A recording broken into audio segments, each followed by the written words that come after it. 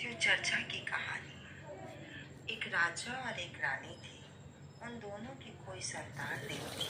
वो लोग बहुत परेशान रहते थे और एक बार उधर से गुरु जी जा रहे थे तो उन्होंने उनसे पूछा कि हे श्री गुरु महाराज जी, मेरे कोई संतान नहीं है, आप कुछ कृपा करते कि हमको कोई संतान होती।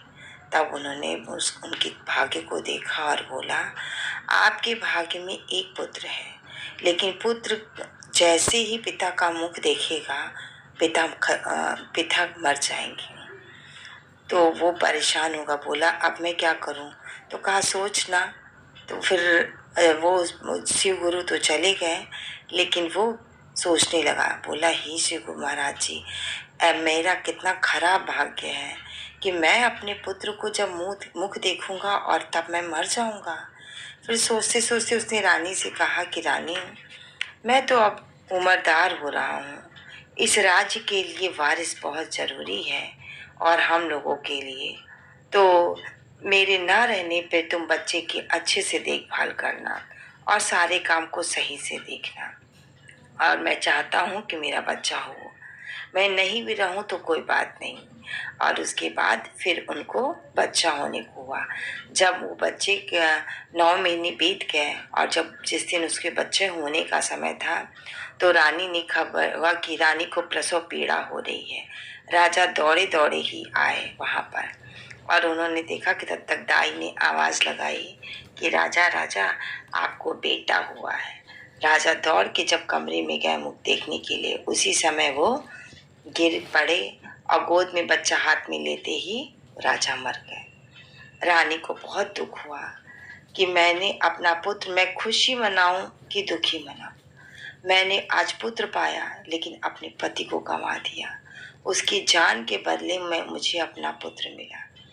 फिर वो बच्चे को अच्छे से लाड प्यार करने लगी, उसे खिलाती पिलाती, उसका ध्यान देती, लड़का भी बहुत अच्छा और शिव भक्ति का उसे हमेशा पाठ पढ़ाती रहती कि शिव जी पे विश्वास रखती। और वो सुबह शाम जब वो पूजा पे जाती, पूजा करती तो रोती रहती कि और शिव गुरु को प्रार्थना करती और बोलती, हे शिव गुरु महाराज, मैं कैसी हूँ जिसने बेटे को पाया पर पति को खो दिया।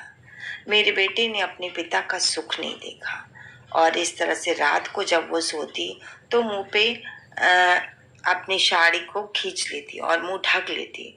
ढक करके वो शिव गुरु का प्रेयर करती और उनसे अपनी बात कहती। समय के साथ बढ़ते बढ़ते बच्चा बड़ा हो गया। बड़ा हो गया तो उन्होंने कहा अब ऐसा करते हैं, घर में एक बहू आ जाए तो और भी अच्छी बात है, घर हमारा पूरा हो जाएगा। और फिर उसने क्या किया, अपने बेटे की शादी करवा दी। शादी करवा दी, बड़े धूमधाम से शादी हुई। बहू घर में आई, खुशियां चारों तरफ छा गई। और फिर बहू जब अपनी सास बहू और बेटा तीनों बहुत अच्छे से हंसी खुशी रहने लगे। पर बहू देखती थी कि माता जी जब पूजा पे जाती हैं तो घंटों बैठी रहती हैं और कुछ बुड़बुड़ाती हैं, और रात को जब वो सोती हैं तो अपने आंचल को खींच करके मुंह से ढक लेती हैं और मुंह को ढक करके वो फिर कुछ बड़बड़ाती हैं। तो उस बहू को शक होने लगा कि हो सकता है शायद जो अम्मा है ये कोई टोना पड़ रही है, जिसके वजह से ये इस तरह से सुबह शाम ये काम करती हैं। फिर वो धीरे धीरे अपने पति को बताने लगी कि हमको पता नहीं क्यों ऐसा लगता है कि अम्मा जी टोना पड़ती हैं। तो वो कहा कि फालतू में बकवास मत क्या करो, मैं जानता हूँ अपनी माँ को, मेरी माँ बहुत अच्छी माँ है। और वो लड़का रोज सुबह शाम अपनी माँ के पास जाता, 2 मिनट बातें करता, हालचाल पूछता और चला आता। रात को वो जरूर, जब तक वो उनको रात को आने के बाद उनके पास जाता, पूछता मम्मी खाना खाई हो, तबीयत कैसी है, ठीक ठाक हो, इतना कह के ही वो जाता था। और लेकिन बहू रोज रोज बहू पति को बोलने लगी कि जानते हैं, वो बोले आज हमारे काम में थोड़ा सी गड़बड़ हो गई और थोड़ी सी कहा सुनी भी हो गई। तो बोली हाँ मुझे पता है, मम्मी जी जो है ना रोज ना टोना पड़ती हैं, ये उसी का प्रभाव है जो धीरे धीरे आपको दिखाई दे रहा है। तो वो उसने फिर उसको डांट लगा कि क्या बकवास कर रही हो। इस तरह करते करते कुछ दिन बीत गए, लेकिन ये बात उससे कहा आप समझते नहीं हैं, आपको समझ में कुछ नहीं आता है। वो रात को मुंह ढक करके, आप कभी खुद से देखिए तब ना पता चलेगा कि वो मुंह ढक करके टोना पड़ती हैं।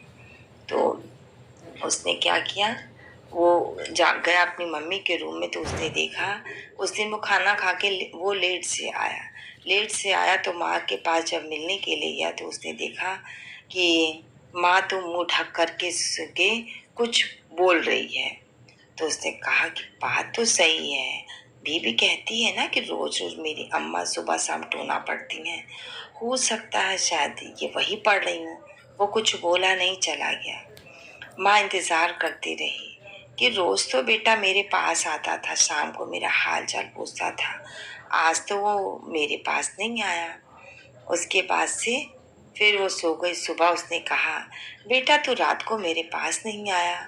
तो बोला हाँ माँ, मैं गया था, बहुत रात को आया और मैं गया था तेरे पास, लेकिन तुम सो रही थी तो इसीलिए मैं वापस चला आया। तो उसकी माँ बोली ठीक है।